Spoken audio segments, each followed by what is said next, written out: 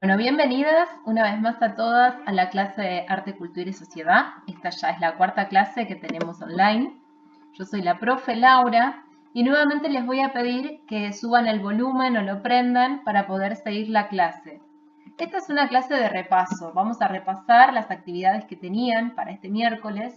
No importa si no llegaron a hacerlas todavía, si bien ya se venció el plazo, pueden mandármela ni bien las tengan. Con eso no hay inconvenientes. Lo importante es que las realicen a las actividades.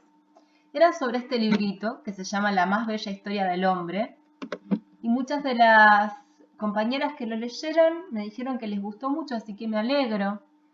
En particular ustedes tenían este capítulo que se llama La conquista de lo imaginario, que estaba dividido en tres partes o tres actos, como le llaman en el libro.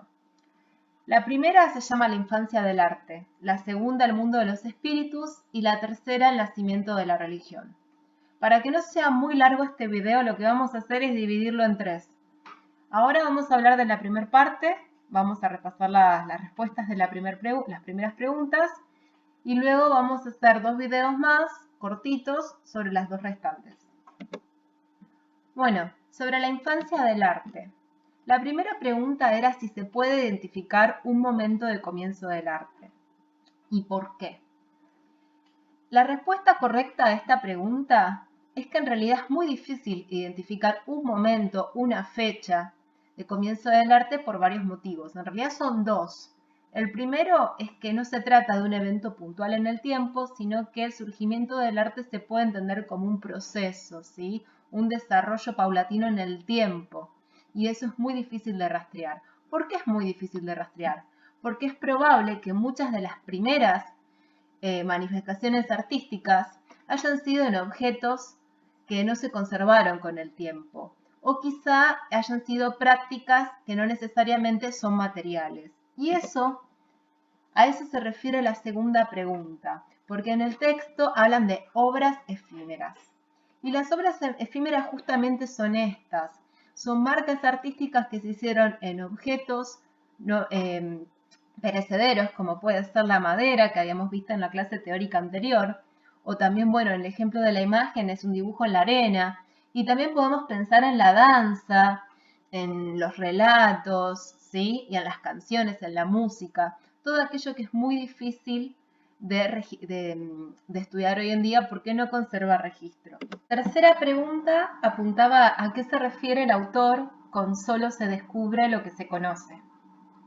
Y bueno, en particular hay un ejemplo que se da en el texto que está muy bueno, que quiero retomar, yo lo llamo María de los Toros, pero es una historia de cómo se descubrió la cueva de Altamira. Esta cueva queda en el norte de España, era parte de un territorio ocupado por campesinos y ocurre que uno de los propietarios una tarde se acerca con su hija que se llamaba María Sautuola. Sautuola era el apellido de la familia. Esto es a mediados de 1800. Y el padre había visto en su momento, una vez había entrado, había visto en la cueva algunas trazas de pintura negra en la pared, pero al ser rectas y medio simples, sospechó que eran naturales o algo medio confuso. Estaba más preocupado por algunos objetos que habían encontrado en superficie en la cueva. Mientras tanto, mientras su padre estaba merodeando en la entrada de la cueva, su hijita ingresa, María ingresa, tenía 8 años, y empieza a avisarle, a gritarle, papá, papá, hay toros en las paredes, hay toros dibujados, o bueyes, también hay otra versión que dice que dijo bueyes, que era lo que ella conocía. Entonces, lo que María y su padre no sabían es que estos no eran toros, no eran bueyes, sino bisontes, que son aquellos animales que vimos en la clase pasada, que están muy representados en el arte paleolítico. Estamos hablando de arte de miles de años atrás. De hecho, la cueva de Altamira hoy en día sabemos que tiene una datación que supera los 30.000, creo que llega a los 36.000. Entonces, estamos hablando de esta idea que muchas de ustedes contestaron muy bien, de que solo se descubre en tanto uno tenga el concepto previo, o sea, solo se descubre lo que se conoce. María no tenía forma de saber que eran bisontes. Tampoco su padre tenía forma de saber cuán antiguas eran estas pinturas. Ahora, en relación a esto, tenemos la cuarta y última pregunta. ¿Qué innovaciones permitieron profundizar el conocimiento sobre el arte? Bueno, María y su padre no tenían idea de cuán antigua podía llegar a ser la cueva de Altamira, porque en ese entonces no existían métodos absolutos o exactos para fechar estos hallazgos. A mí me parece muy interesante que ustedes sepan esto, y por esto la pregunta, porque hoy en día tenemos métodos como por ejemplo el método radiocarbónico, que nos permiten obtener a través del fechado de ciertos objetos asociados a la cueva o a las pinturas, nos permiten obtener fechas exactas, ¿sí? Existen otras innovaciones tecnológicas, a esto apuntaba la pregunta, las innovaciones que hoy en día tenemos para acceder al pasado.